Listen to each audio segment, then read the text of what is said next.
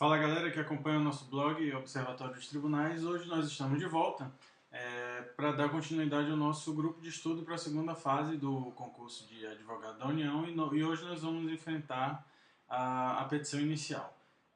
Antes de começar, eu gostaria de fazer um registro e um agradecimento a todos que visualizaram a minha primeira aula sobre parecer.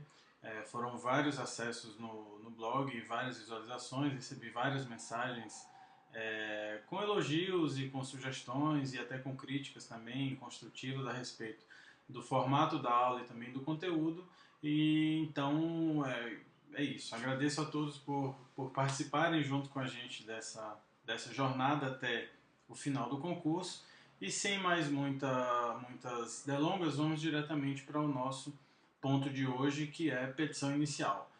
O sistema vai continuar o mesmo, aulas durando 15 minutos, cada parte 15 minutos, e após os 15 minutos a gente inicia uma nova parte e todas elas serão disponibilizadas depois lá no blog, certo? Então vamos lá, para a petição inicial. O que é que a gente precisa saber em relação à petição inicial? Primeiro, tradicionalmente a atuação da AGU e, por tabela, a atuação da União e Juízo, ela era em grande parte no polo passivo, né? A gente tinha muitas demandas contra a União, notadamente na área de servidor, na área de contratos, na área de licitações, etc. Geralmente a União ocupava o polo passivo dessas ações. De uns tempos para cá, esse quadro tem se alterado, e a União tem atuado no polo ativo, a ponto de ter criado um grupo específico dentro da AGU, dentro do contencioso da AGU, para tratar especificamente sobre o polo ativo da União, que é o grupo chamado Grupo Proativo, que trabalha principalmente com ações de improbidade administrativa. Tá?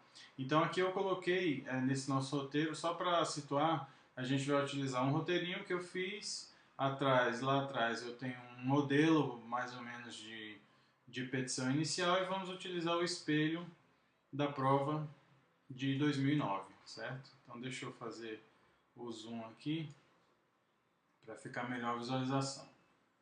Pois bem, então aqui, feita essa introdução da tradicional atuação da União no polo passivo e agora de uns anos para cá, essa nova forma de atuação da União e Juízo através do polo ativo, eu tenho algumas sugestões de ações que a União na prática tem, a AGU, na representação da União na prática tem atuado. São ações civis públicas por improbidade administrativa, um filão novo que surgiu, que é o ressarcimento de despesas com novas eleições, decorrente de prefeitos eleitos que perdem seus mandatos ou perdem seus registros, etc. E por isso se gera a necessidade de uma nova eleição.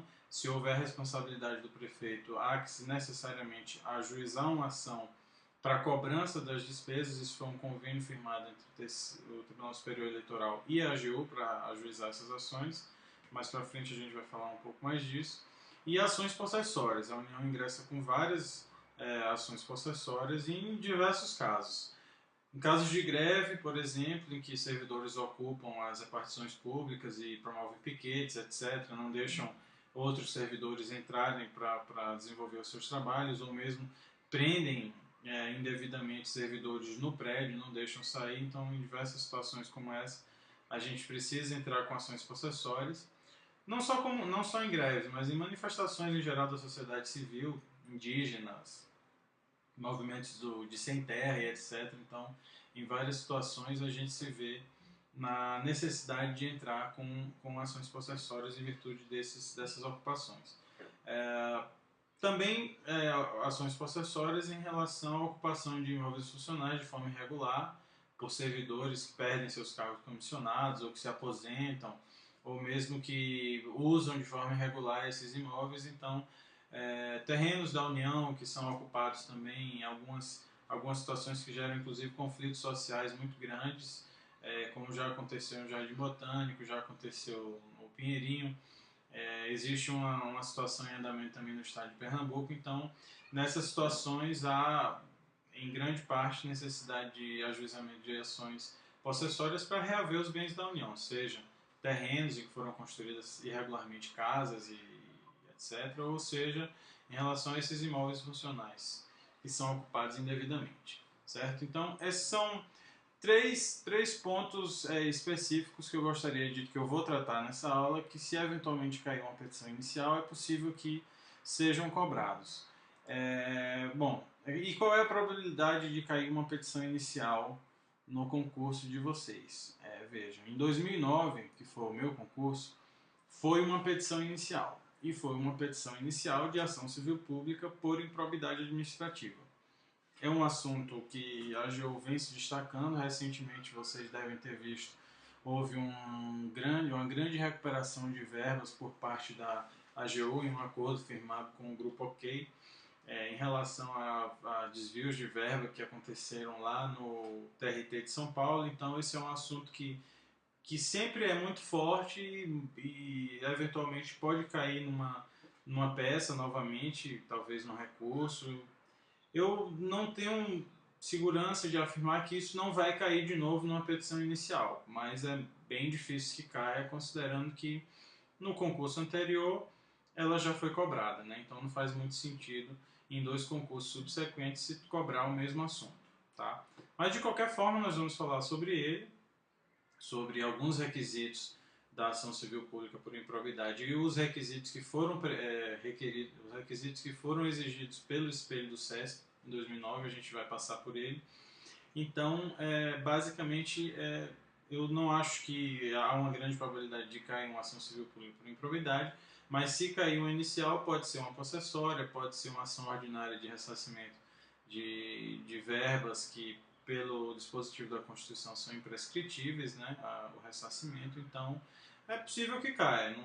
Vamos olhar rapidamente esses requisitos para ver o que é que a gente pode extrair e se preparar para essa prova, né? Tá, então inicialmente eu trouxe aqui só algumas informações teóricas a respeito da petição inicial, porque isso é um assunto que todo mundo domina. O que é mais importante é a gente tratar dos requisitos, né? Então, a petição inicial é o instrumento da demanda, ou seja, o documento que formaliza o ato de demandar. Essa é uma introdução muito simples, rápida, do que é uma petição inicial. É aquele documento que o advogado apresenta em juízo para veicular a sua demanda, a sua pretensão, e é o documento que inicia o processo judicial sobre o qual o réu vai se debruçar para apresentar a sua defesa, certo? Então, esse é um conceito muito rápido sobre petição inicial, que tem os seus elementos essenciais previstos no artigo 282 do CPC. Esse artigo, gente, se cair petição inicial, é um artigo fundamental. Por quê? Porque todos os elementos que são obrigatórios para uma petição inicial estão presentes nele, tá? Então, o que é que diz lá o artigo 282? Que são requisitos, ou são elementos da petição inicial: o endereçamento, que é a escolha do órgão judicial ao qual você vai pleitear os seus pedidos, né? Vai fazer os seus pedidos, pleitear os pedidos pleonasmo, vai fazer os seus pedidos em juízo. Então, é preciso que você enderece de forma correta para o órgão jurisdicional competente. Então, esse é um elemento, além de ser um elemento formal numa peça, é um elemento importante porque isso é pontuado, certo? Então, o erro no endereçamento da petição inicial, ele leva a desconto de pontos, certo? Qualificação das partes, autor e réu. Observar a necessidade de criação de desconsórcio passivo. O que é que acontece? A gente entra com a ação judicial, aí faz a qualificação à União, etc., representada na forma da lei complementar. Isso a gente vai ver no final. Você vai escolher o rito da ação e vai ajuizar em face de alguém.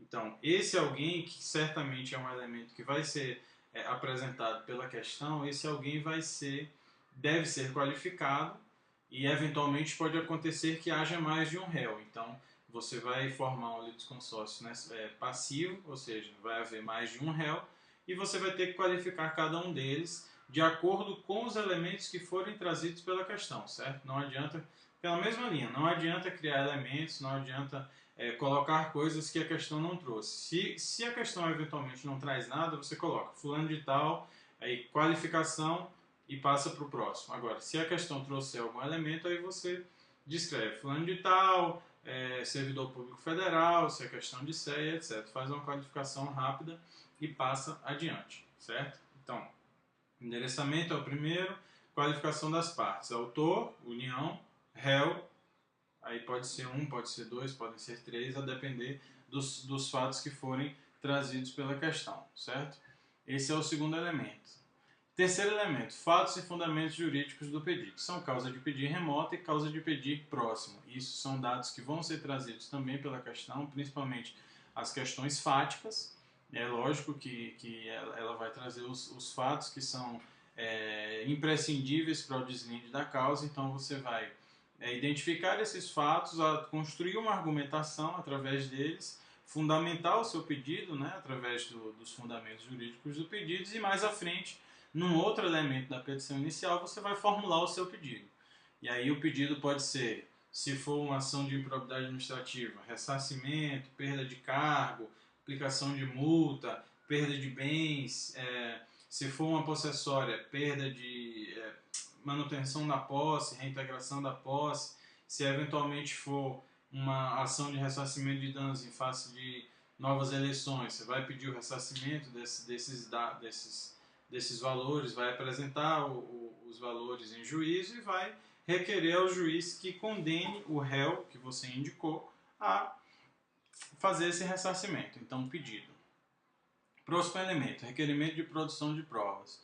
Aqui é um bordão basicamente utilizado pelos advogados que coloca lá, protesta pela produção de provas em todos os meios, em especial. Aí você faz a especificação das provas que você pretende produzir. Normalmente a gente coloca protesta por todos a produção de todas as provas, em especial prova documental, pericial, testemunhal, etc. Lá no final também, quando a gente trouxer o espelho da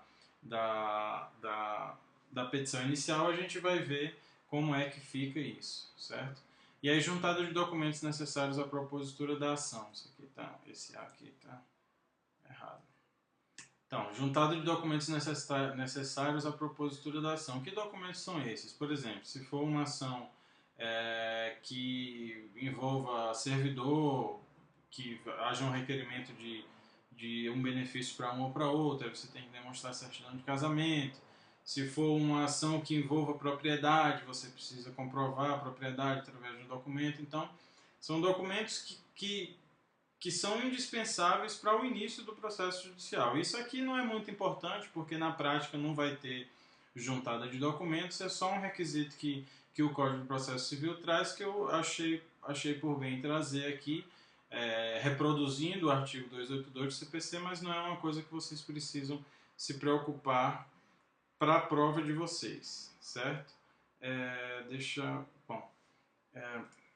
Finalizando aqui com os elementos do artigo 282, que nós já estamos no final dos 15 minutos, capacidade postulatória. Os membros da AGU estão dispensados de juntar procuração. O mandato é ex lege por posse, por aprovação em concurso público, certo? Então, não há necessidade de requerer juntado de procuração, etc. O mandato é ex lege, não há necessidade de instrumentos e etc. A gente atua em juízo diretamente pela investidura no nosso cargo e não por mandato que é outorgado eventualmente pela União, não é dessa forma, certo? E o último elemento, que é o valor da causa, artigo 259 do CPC, está lá, é preciso ser identificado nos elementos trazidos pela questão. Certamente a questão, eu vou mostrar o exemplo da prova de 2009, mas certamente a questão trará essa informação, ainda que diga assim, houve um dano ao erário de, sei lá, R$1 milhão, ou as novas eleições custaram R$1 milhão, etc. Ele sempre vai trazer um elemento importante para esse ponto. Então, é elemento essencial, é elemento de pontuação no espelho, então é importante que vocês tenham cuidado e tragam a informação correta. E só um ponto em relação ao valor da causa é que ele tem uma relevância para estabelecimento de competência do Juizado Especial Federal. A gente sabe que no juizado a competência em razão do valor da causa é absoluta, então acima de 60 salários mínimos vai para a Justiça Federal Comum e abaixo desse valor obrigatoriamente tem que tramitar no Juizado Especial Federal, certo? Então, esse foi o fim da nossa primeira parte, com os elementos essenciais previstos no artigo 282 do CPC, e agora nós vamos passar, na próxima parte, para os elementos essenciais que foram considerados pela peça de 2009, tá? Então, daqui a pouco a gente volta.